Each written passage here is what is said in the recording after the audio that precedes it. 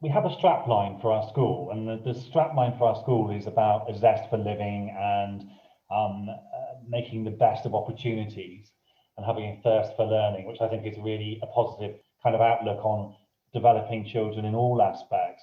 But we also had this other strap line, which was about tiny acorns and oak trees growing from the small starting points, which I like the kind of image of. And I do feel that with the children in our community and the opportunities perhaps for children in this region are perhaps more limited because of distance, because of travelling, made worse definitely by COVID shutdown.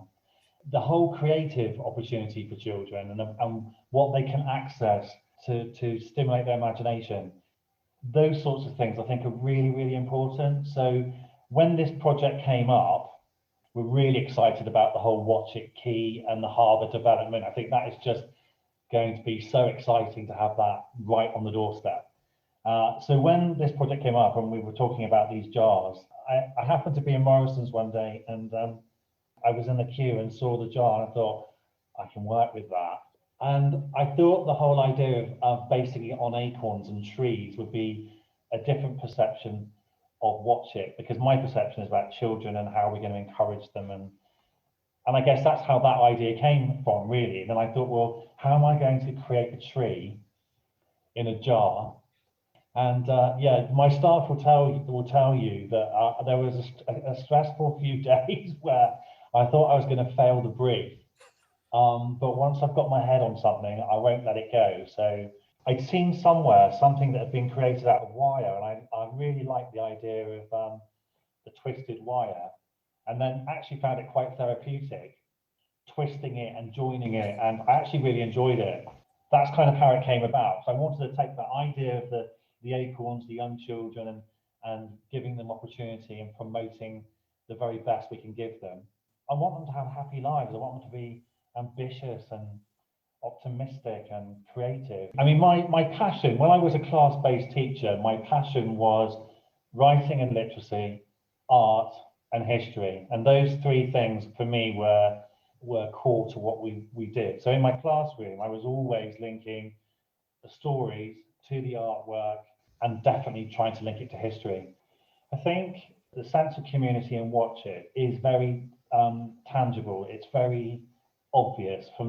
I find it inspiring that a small town has a lot of initiative going on that you might expect to see perhaps in a bigger city. Things like that, I think, are like self-help. I see Watchet as a self-help kind of place. So I feel quite passionate about the fact that I feel lucky to be head of this school, and I feel lucky to be head of a school in a town that is active and doing things. The whole COVID thing has brought that into the fore, really. As a school, we've had to do more to support families than we would have done under normal circumstances. And I feel we are really good at supporting our parents and children, and we always try and do our best.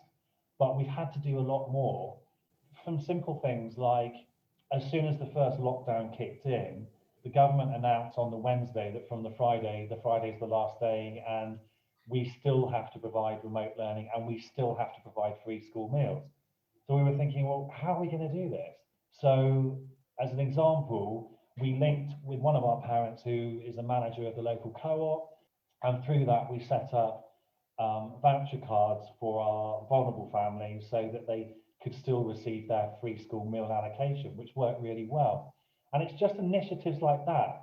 The street wardens or pastors that they set up in the first lockdown, who were put in place to check the residents in that road were okay, and that if there was a need, they could communicate that. I don't think things like that happen everywhere. I think people do know who lives next door, and they do know the person in the bookshop, and that is a real strength.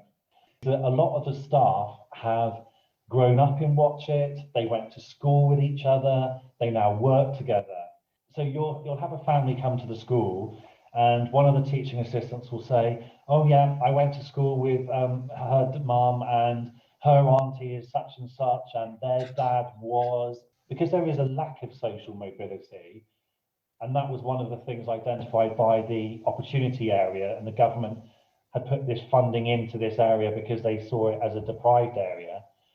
But the benefits of not having lots of social mobility is that you have a generation of people where there is a history and a link to a place, and generation after generation is connected to it in a way that isn't the case if somebody moves here from Brighton or Bournemouth or wherever they come from.